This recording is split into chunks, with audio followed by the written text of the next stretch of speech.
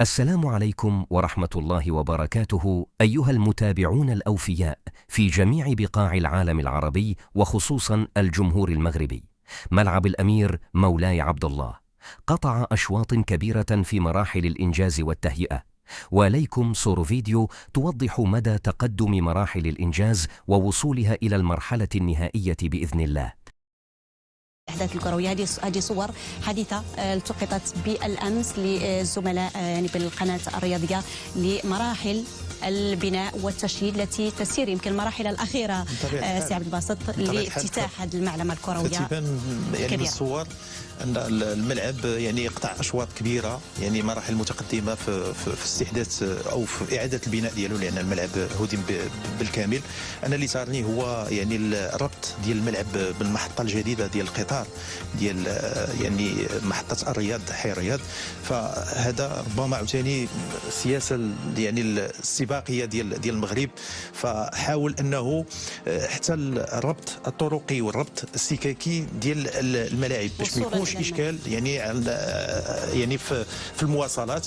فإلا خدينا ملعب مثلا ديال الحسن الثاني في بن سليمان، فغادي يكون الربط ديالو بطبيعه الحال مع الخط الفائق السرعه تي جي في، وغادي يكون واحد يعني طريق سيار مداري اللي غادي يمر كذلك عبر يعني الملعب. فهذو كلها امور من طبيعه الحال كتعزز من طبيعه الحال التنافسيه ديال الملاعب المغربيه. ورجع الملعب الكبير يعني ديال الدار البيضاء وملعب الحسن الثاني، الطاقه استيعابيه ديال 115,000 متفرج، تنظن اكبر ملعب في العالم. والهدف هو يعني انتزاع النهائي ديال كأس العالم، لأن كنعرفوا الإخوان في إسبانيا من طبيعة الحال عندهم جوج الملاعب على أعلى مستوى، الكامب نو اللي تيتم الاستحداث ديالو، وكذلك الملعب الجديد ديال برنابيو لأنه تا هو تم الاستحداث ديالو مؤخرا، وتم الترشيح ديالهم من أجل استضافة النهائي. والمغرب من طبيعة الحال هما سبقوا يعني وتلعب فيهم المونديال يعني فعلا، ولكن المغرب تنظن ما غاديش ينزل يديه، لأن ملي كتستثمر واحد الاستثمار كبير في ملعب أكبر ملعب. بالمناسبة الأفضل الافتتاح او النهائي؟ نهائي بطبيعة الحال. النهائي سعادة النهائي على بالخواتيم ان شاء الله، ويكون المغرب في النهائي ان شاء الله. ولو ان حتى الافتتاح تيكون فيه الانظار متجهه ديال العالم، انها تتعرف على انه اكثر من 5 مليار مشاهد اللي كانت اللي شاهدت مونديال قطر، ويمكن تزايد اكثر.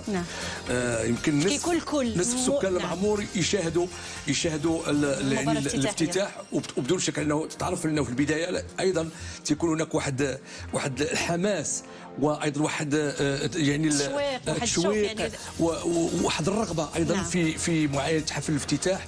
وايضا الشيء اللي يمكن انه يتضمن حفل الافتتاح، خاصه وانه ينتمي الى دوله المغرب وايضا على القاره الافريقيه، بمعنى انه ماشي فقط غير المغرب الذي نصفه في اوروبا وجذوره في افريقيا، ولكن ايضا لانه سيترشح باسم 54 دوله افريقيه. وهذا هذا هو الشيء المهم والمهم جدا. نعم، اغصانه في اوروبا، جذوره في افريقيا واغصانه في اوروبا. وطبعا هذا مونديال يربط بين القارتين، بين كيف ما قال ايضا جلاله الملك بين يعني المدن او الدول يعني شمال افريقيا والدول العربيه يعني في البحر الابيض المتوسط بين جنوبه وشماله.